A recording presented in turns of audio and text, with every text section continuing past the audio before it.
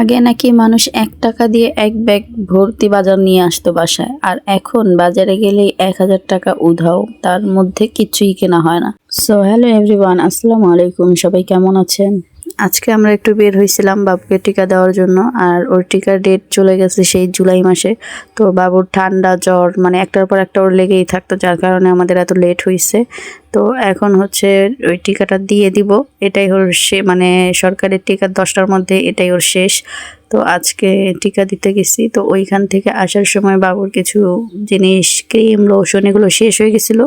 তো ভাবলাম যে একেবারে এগুলো কিনেই নিয়ে যাই, আর কিছু বাজারও করে যাই। যাই হোক, আমার একটু ঠান্ডা লাগছে, গলাটা আর কি একটু বসে গেছে, যার জন্য কণ্ঠ এরকম শোনা যাচ্ছে। তো আপনারা কিছু মনে করবেন না। এইখানে দেখেন বাবুর একটা ছোট একটা ক্রিম, এই ক্রিমটার দাম 800 টাকা। বলেন ভাবা যায় কোথায় আছে?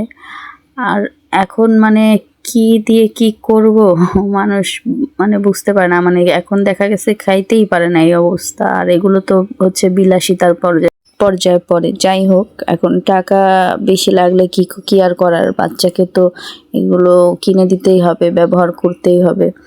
তো আমাদের ওই লোশন ক্রিম এইখানেই প্রায় ২,০০০ টাকার মতো চলে গেছে। তারপরে আবার কিছু বাজার করছি, মানে দেখা গেছে একটু বের হইলে কোনো দোকানে বা মার্কেটে বাজারে যেখানেই যাই, মানে দেখা গেছে ১,০০০ টাকা অনায়াসেই শেষ। আপনি বুঝতেও পারবেন আপনি কি কিনছেন।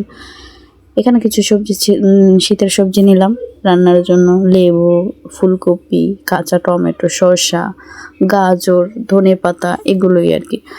আর হচ্ছে মাছ বাজারে আমি আর যাই নাই। মাছ বাজারে পরে বাবুর আব্বু যে মাছটা সেগুলো মুরগি এগুলো কিনে আনছিল। তো আমি আবার এগুলো ধুয়ে তারপর মুরগিগুলো কেটে তারপর ফ্রিজে রাখবো, মাছগুলো ধুয়ে তারপর ফ্রিজে রাখবো আর কি, এভাবে রাখবো না। আর এইখানে রান্না করার জন্য একটা মাংস ভিজিয়েছিলাম, এটা এখনো ছুটে নেই।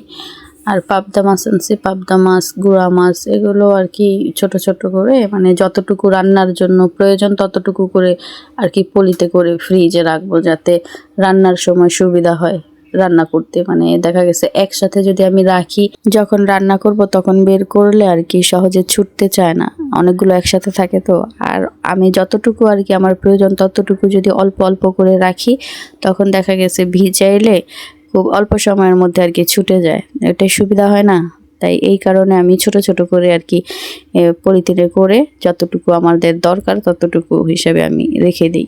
আর এইদিকে একটু মশলা কিনেছিলাম, জিরা, তারপরে ধনিয়া গুঁড়া, এইগুলোই। আর দেখেন বিকেলবেলা আমাকে একটু নাস্তার জন্য পিঠা এনে দিছিল, যেহেতু আমি পিঠা ঘরে বানাইতে পারি না।